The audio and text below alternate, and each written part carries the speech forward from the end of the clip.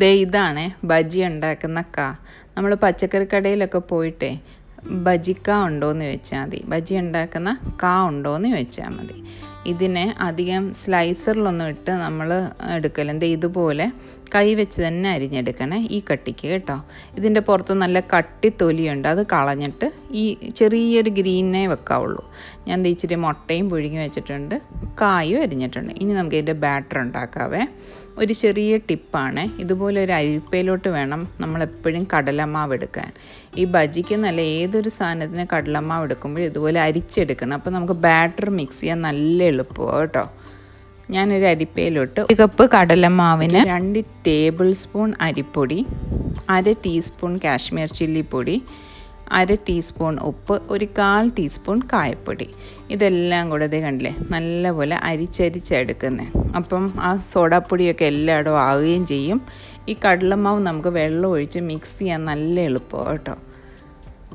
ഒരു ചെറിയ ടിപ്പ്, ഇത് അറിയാൻ വയ്യാത്തവർക്ക് വേണ്ടിയിട്ടാണ്, മിക്കവർക്കും അറിയായിരിക്കും. ഇനി അതിന് ഞാൻ ഏകദേശം 1 കപ്പ്, ആ കപ്പിന് 1 കപ്പ് വെള്ളം തന്നെ ഒഴിച്ചു കൊടുത്തിട്ടുണ്ട്. ഈ ബാറ്റർ എന്ന് വെച്ചാൽ ഒത്തിരി ലൂസാവാനും പാടില്ല, കട്ടിയാകാനും പാടില്ല. ഞാൻ അതിൻ്റെ കൺസിസ്റ്റൻസി കാണിച്ചു തരാം.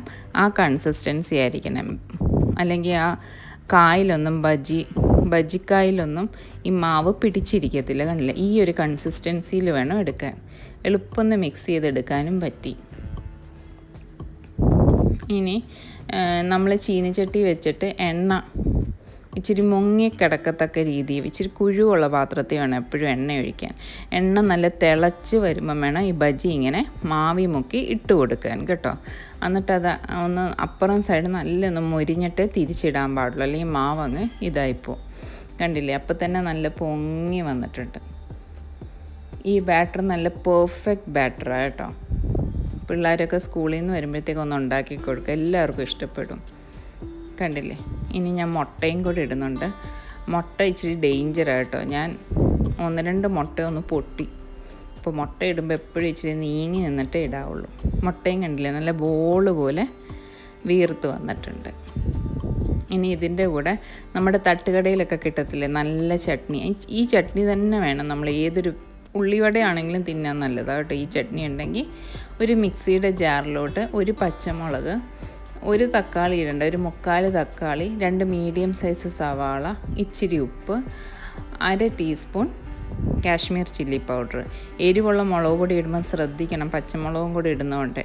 കണ്ടില്ലേ, ഇതുപോലെ നല്ല മിക്സായി കിട്ടിയിട്ട് ഞാൻ തക്കാളിക്ക് ഇച്ചിരി പുളി കുറവായിരുന്നു, അപ്പോൾ ഒരു ടീസ്പൂണോളം വിനാഗിരിയും കൂടെ ഒഴിച്ചു കൊടുത്തിട്ടുണ്ട്.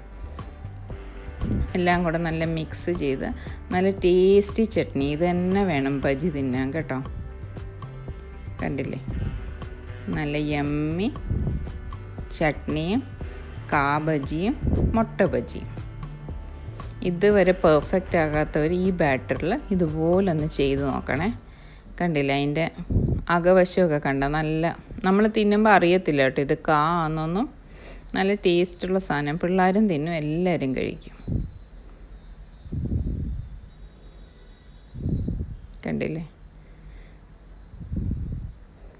ഭയങ്കര ടേസ്റ്റി. വൈകിട്ട് ചായയുടെ കൂടെയൊക്കെ മക്കൾ സ്കൂളിൽ നിന്ന് വരുമ്പോഴും ഒക്കെ ഉണ്ടാക്കി കൊടുത്തു നോക്കണേ. Thank you.